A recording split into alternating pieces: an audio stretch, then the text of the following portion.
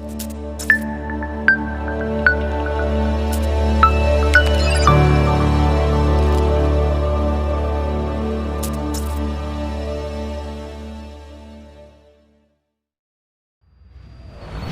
छात्र छात्राओं,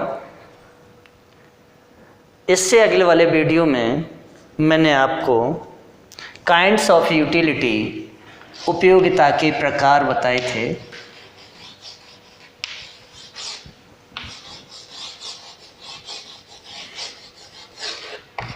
kinds of utility, उपयोगिता के प्रकार, जिनमें दो प्रकार बताए थे, एक सीमांत उपयोगिता और एक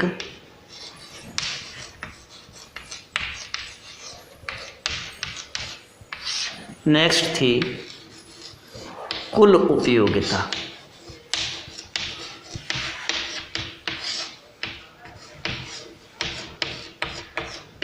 सीमांत उपयोगिता का अध्ययन इससे आगे वाले वीडियो में मैंने करा दिया है। अब आज जो मैं अध्ययन करेंगे वो कुल उपयोगिता, कुल उपयोगिता का अध्ययन करेंगे। कुल उपयोगिता यानी टोटल यूटिलिटी। कुल उपयोगिता है क्या? तो देखिए, जब उपभोक्ता किसी वस्तु की एक से अधिक इकाइयों का उपभोग करता है तो समस्त इकाइयों से प्राप्त होने वाली उपयोगिता के योग को कुल उपयोगिता कहते हैं। फिर से समझें, जब उपभोक्ता किसी वस्तु की एक से अधिक इकाइयों का उपभोग करता है तो समस्त इकाइयों से प्राप्त होने वाली उपयोगिता के योग को कुल उपयोगिता कहते हैं। प्रोफेसर मेयर्स के अनुसार, प्रोफेसर मेयर्स ने कहा कि किसी वस्तु की उत्तरोत्तर इकाइयों के उपभोग से या उपभोग के परिणाम स्वरूप प्राप्त होने वाली सीमांत उपयोगिता का योग कुल उपयोगिता है। अर्थात कुल उपयोगिता सीमांत उपयोगिता का संपूर्ण योग है। अर्थात कुल उपयोगिता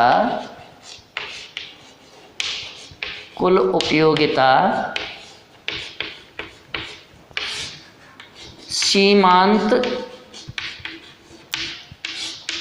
उपयोगिता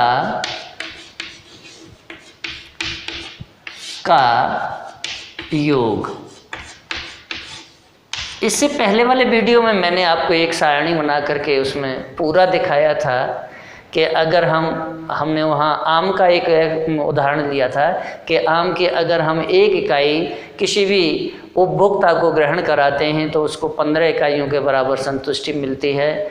अगर 2 इकाइयों का उपभोग कराते हैं तो दूसरी इकाई के उपभोग पर सीमांत उपयोगिता में 12 इकाइयों के बराबर संतुष्टि मिलती है और कुल उपयोगिता में 27 इकाइयों के बराबर संतुष्टि मिलती है। तो कुल उपयोगिता सीमांत उपयोगिता का योग होती है। अब देखिए इसे निकालते कैसे हैं। तो TU यानी TU टोटल यूटिलिटी, N क्या है? कोई भी इकाई है। N equal to MU 1 plus MU 2 plus dot dot dot dot plus MU N। यहाँ TUN इजिकल टू N इकाइयों की कुल उपयोगिता है। टोटल यूटिलिटी N इकाइयों की कुल उपयोगिता है तथा MU1 MU2 dot dot MUN क्रमशः पहली, दूसरी तथा n इकाइयों की सीमांत उपयोगिता है। यानी एक टोटल यूटिलिटी है और एक मार्जिनल यूटिलिटी है। तो सीमांत उपयोगिता का योग ही कुल उपयोगिता है। जो मैंने ये लिखा है वह सूत्रानुसार हमने सिद्ध भी किया है। अब देखिए, कुल उपयोगिता एवं सीमांत उपयोगिता के संबंध में जो मैंने पहले सारणी बनाई थी, उस सारणी के माध्यम से आपने अध्ययन किया होगा, उसे आपने स्टडी की होगी। तो देखिए, यहाँ 3 पॉइंट निकल के आते हैं। सर्वप्रथम पहला पॉइंट आता है इसमें टोटल उपयोगिता में,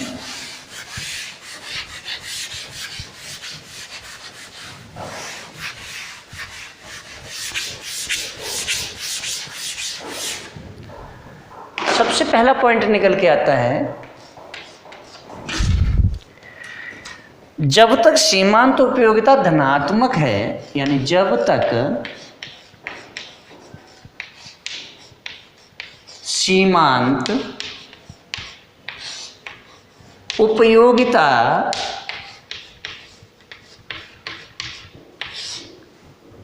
धनात्मक है,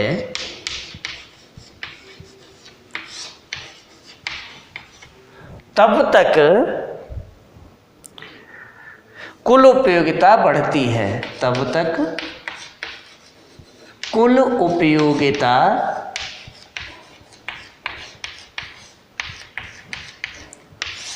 बढ़ती है, यानी इंक्रीज होती है, बढ़ती है। नेक्स्ट सेकंड पॉइंट है, जब सीमांत उपयोगिता शून्य होती है, जब सीमांत उपयोगिता शून्य होती है, तब कुल उपयोगिता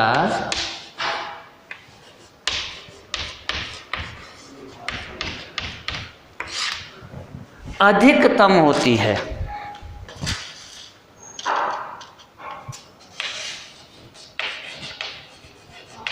अधिकतम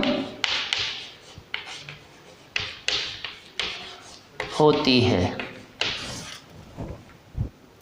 यह पूर्ण संतुष्टि का बिंदु होता है। यह पूर्ण संतुष्टि का बिंदु होता है। नेक्स्ट तीसरा, जब सीमांत उपयोगिता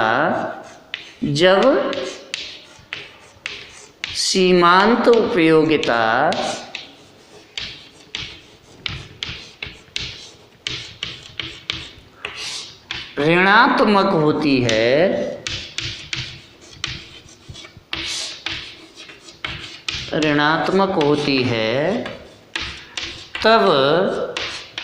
तब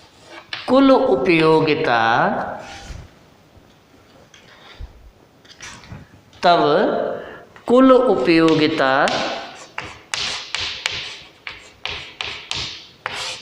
में कमी आती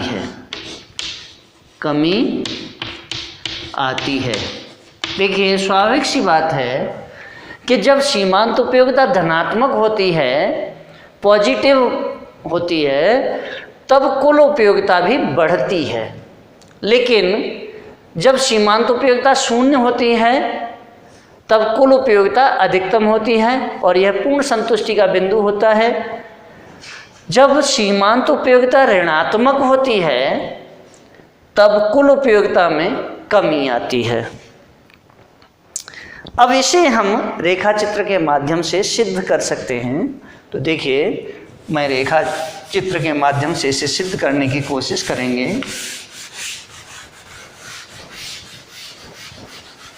एक रेखा चित्र है,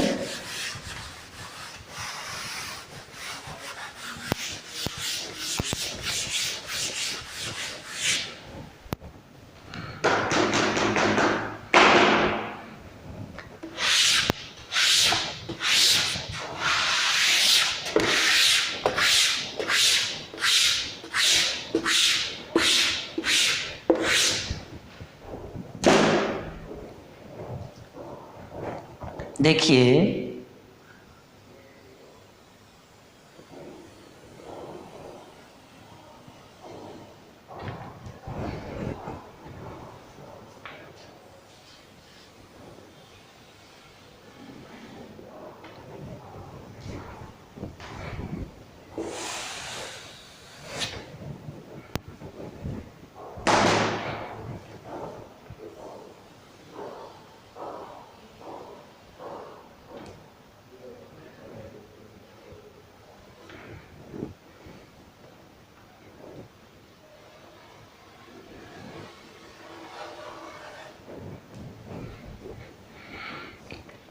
ये O, ये एक्स एक्सिस, ये वाई एक्सिस, 1 2 3 4 5 6 7 8 9 10।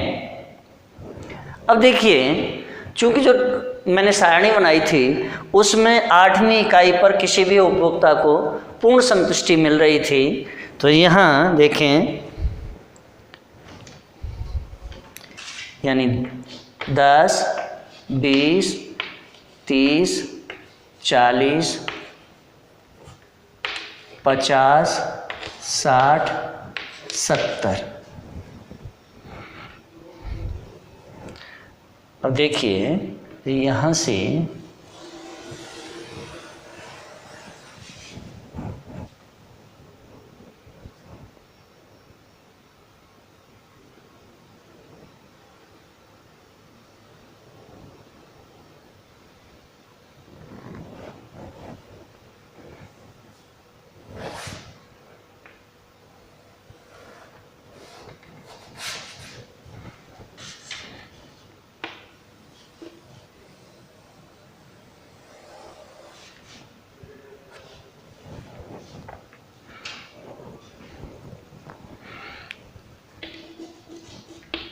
धनात्मक उपयोगिता,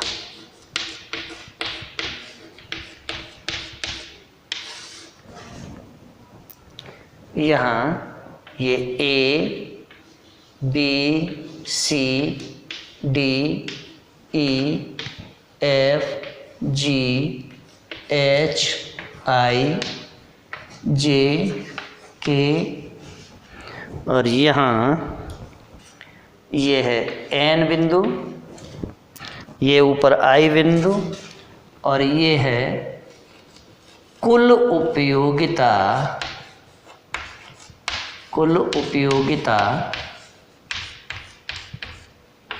वक्र,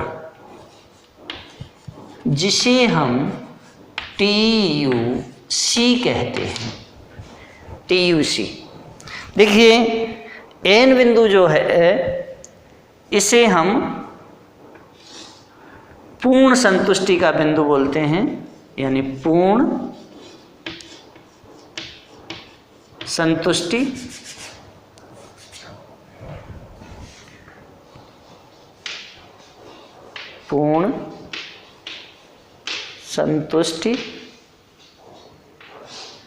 का बिंदु या पूर्ण संतुष्टि रेखा, इसे हम पूर्ण संतुष्टि रेखा भी कहते हैं। पूर्ण संतुष्टि रेखा, और ये जो बिंदु है यह है पूर्ण संतुष्टि वाला बिंदु N। ये यहाँ आमों की संख्या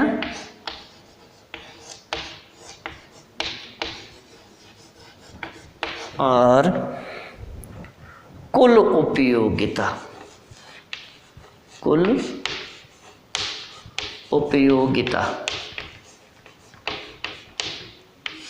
अब देखिए, रेखा चित्र में जब हम किसी भी व्यक्ति को आम की अगर 1 इकाई का उपभोग कराते हैं तो उसे 15 इकाइयों के बराबर में संतुष्टि मिलती है।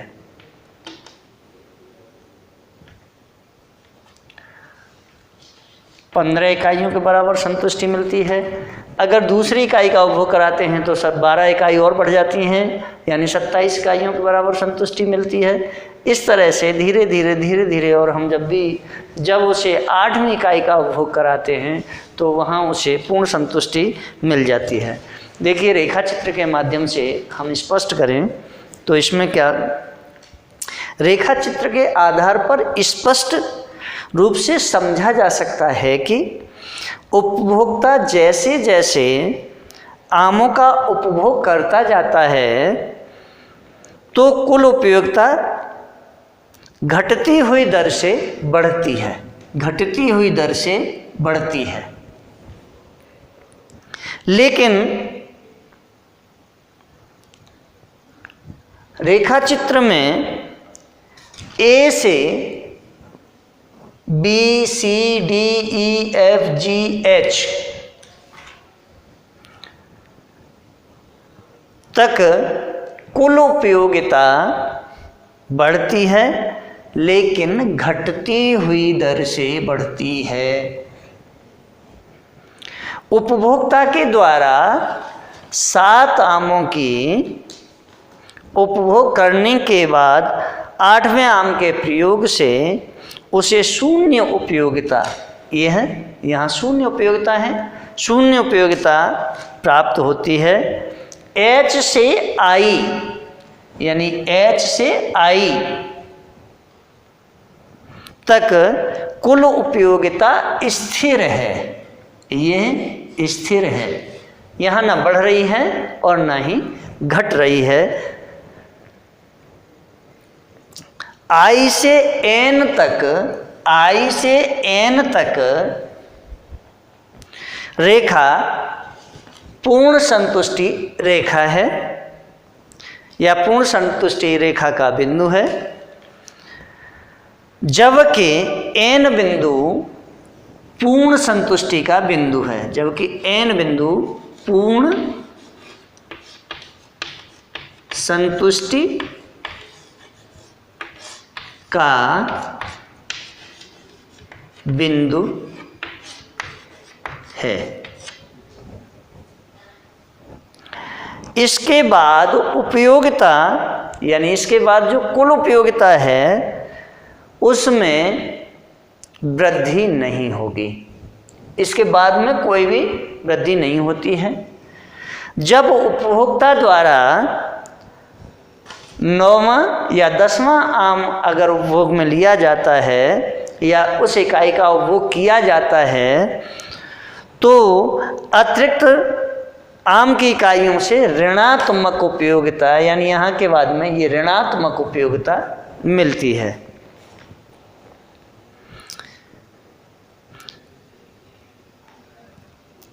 जो कुल उपयोगिता को भी कम कर देती है। इस प्रकार स्पष्ट है कि उपभोक्ता को 7 आम की इकाइयों से धनात्मक उपयोगिता मिलने के कारण लाभ हो सकता है, लेकिन 8वीं इकाई से भी शून्य उपयोगिता प्राप्त होती है या शून्य उपयोगिता प्राप्त होने के कारण हानि नहीं होगी, लेकिन 9वीं और 10वीं इकाई से ऋणात्मक उपयोगिता मिलने के कारण उपभोक्ता को हानि होगी।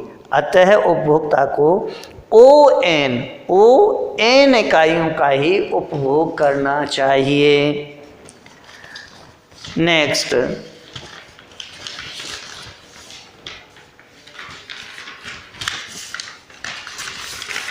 अब हम अध्ययन करेंगे सीमांत उपयोगिता तथा कुल उपयोगिता में संबंध। सीमांत उपयोगिता तथा कुल उपयोगिता में संबंध।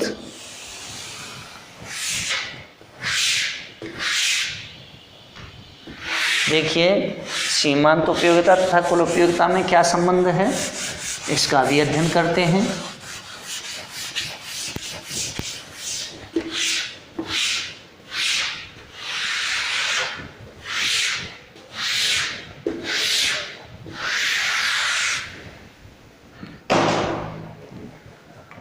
सीमांत उपयोगिता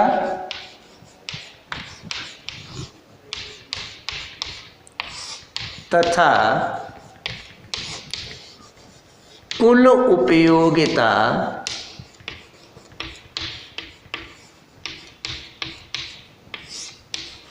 में संबंध, यानी relation between marginal and total utility.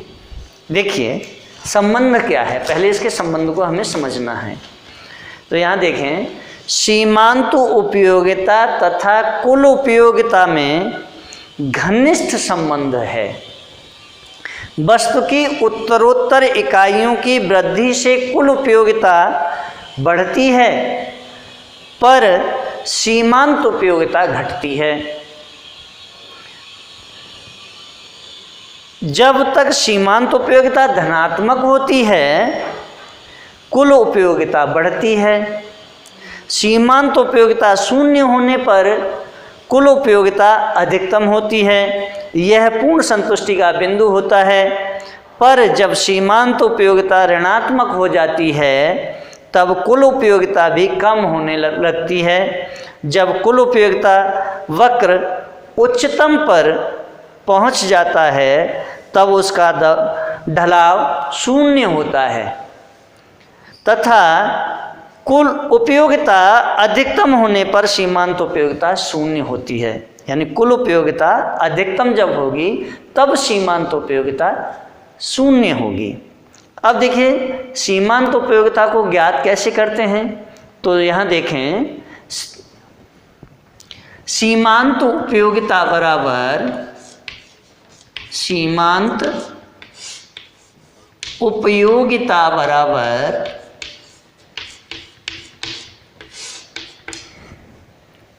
कुल उपयोगिता में वृद्धि, कुल उपयोगिता में वृद्धि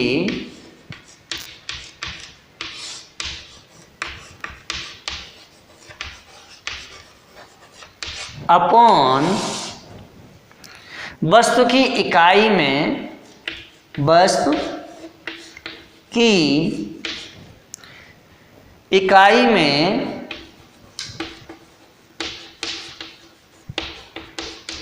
वृद्धि, अर्थात डेल्टा, अर्थात delta T U upon delta Q. Delta T U, delta परिवर्तन का सूचक है, टी टोटल और यू यूटिलिटी, यानी टोटल यूटिलिटी में जब परिवर्तन होगा, यानी कुल उपयोगिता में अगर कोई परिवर्तन होता है तो वस्तु की क्वांटिटी यानी मात्रा में भी परिवर्तन होता है। और इसी से हम सीमांत उपयोगिता को ज्ञात कर सकते हैं। कुल उपयोगिता वक्र तथा सीमांत उपयोगिता वक्र के आधार पर अब हम देखिए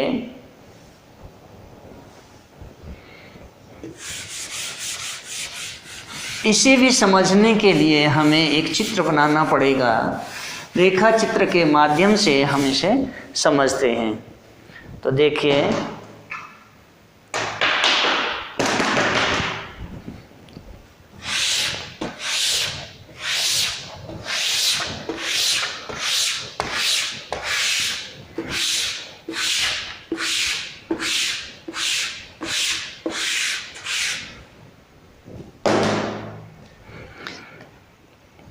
इसके लिए हमें रेखा चित्र की ज़रूरत होगी, उसके माध्यम से हम इसे समझेंगे। तो देखिए रेखा चित्र बनाते हैं।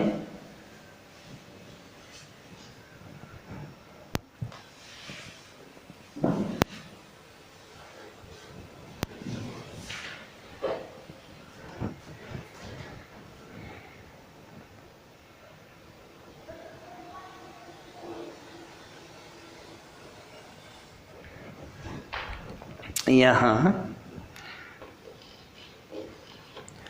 O X Y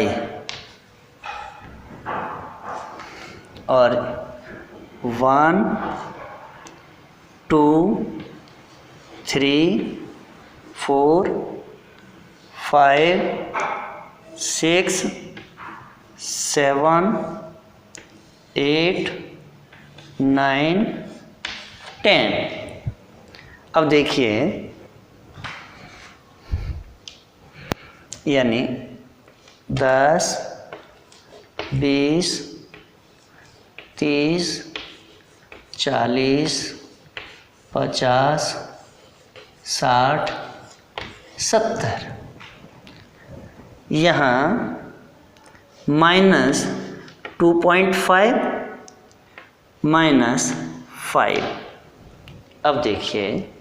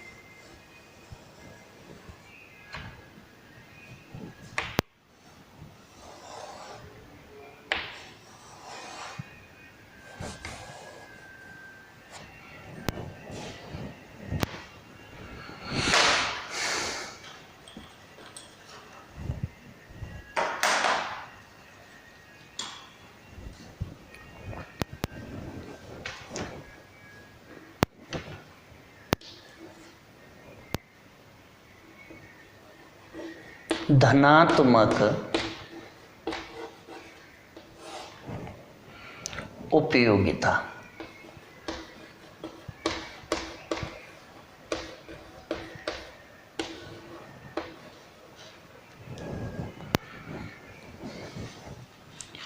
ये है कुल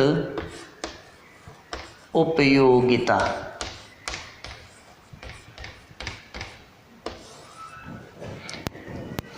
ये AMN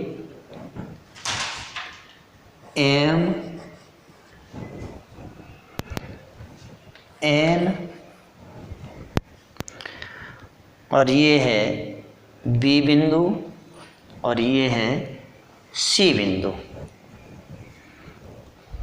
इसे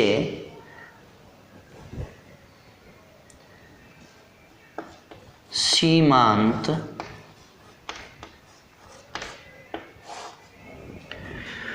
उपयोगिता वक्र, उपयोगिता वक्र।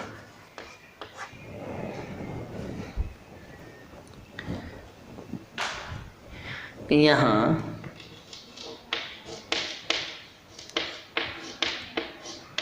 आमों की संख्या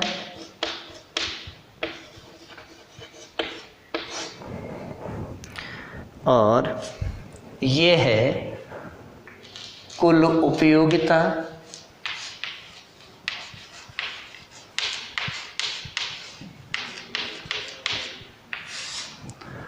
तथा सीमांत उपयोगिता। कुल उपयोगिता तथा सीमांत उपयोगिता। और इसे हम बी बिंदु को पूर्ण संतुष्टि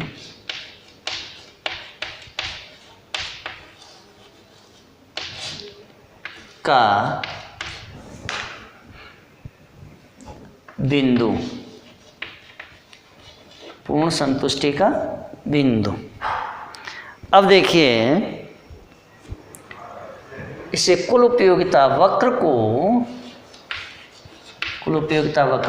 TUC भी कहते हैं।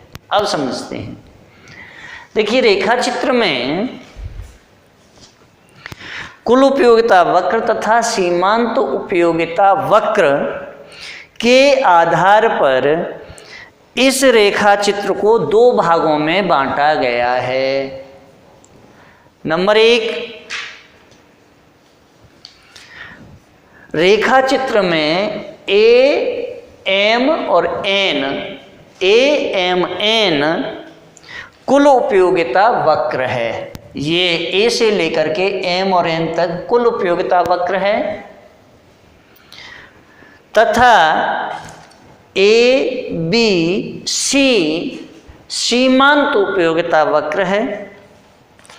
8वीं इकाई के उपभोग पर कुल उपयोगिता सर्वाधिक है, कुल उपयोगिता सर्वाधिक है, तथा सीमांत उपयोगिता 0 है, यानी पूर्ण संतुष्टि का बिंदु है।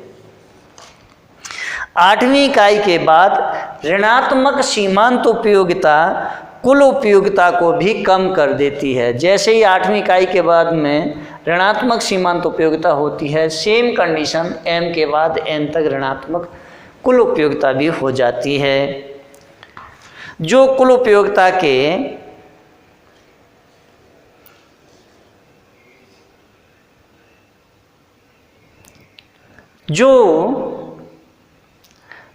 कुल उपयोगिता को भी कम कर देती है। B से C तक ऋणात्मक सीमांत उपयोगिता है, जो कुल उपयोगिता के MN तक कम कर देती है। अब देखिए, बात आती है इसके बाद में औसत उपयोगिता की। औसत उपयोगिता क्या है? तो देखिए, यानी औसत उपयोगिता,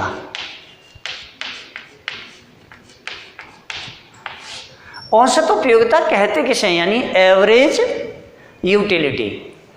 औसत उपयोगिता किसी भी वस्तु की विभिन्न इकाइयों के उपभोग से प्राप्त कुल उपयोगिता में प्रयोग की गई इकाइयों की कुल संख्या का भाग देने पर जो भागफल प्राप्त होता है वही औसत उपयोगिता होती है। तो कैसे ज्ञात करते हैं? यानी औसत उपयोगिता बराबर क्या होता है? औसत उपयोगिता बराबर कुल उपयोगिता अपॉन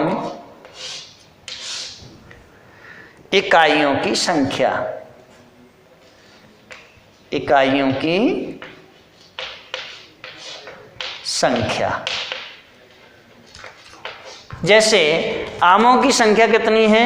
10, और कुल उपयोगिता कितनी है? 51। तो देखिए 51/10 = 5.1, ये एवरेज उपयोगिता निकल के आएगी। पूर्ण संतुष्टि बिंदु के आगे और उपभोग करने पर सीमांत उपयोगिता ऋणात्मक होने के कारण कुल उपयोगिता में कमी आने लगती है, अतः औसत उपयोगिता में भी कमी होगी। अब इसके बाद नेक्स्ट पॉइंट आता है सीमांत उपयोगिता के विचार का महत्व। तो देखिए, सीमांत उपयोगिता के विचार का महत्व जो है उसमें पूर्ण विश्वास के साथ कहा जा सकता है कि लगभग समस्त आर्थिक ढांचा सीमांत उपयोगिता के विचार पर आधारित है। अर्थशास्त्र में सीमांत उपयोगिता की धारणा का अत्यंत महत्वपूर्ण स्थान है।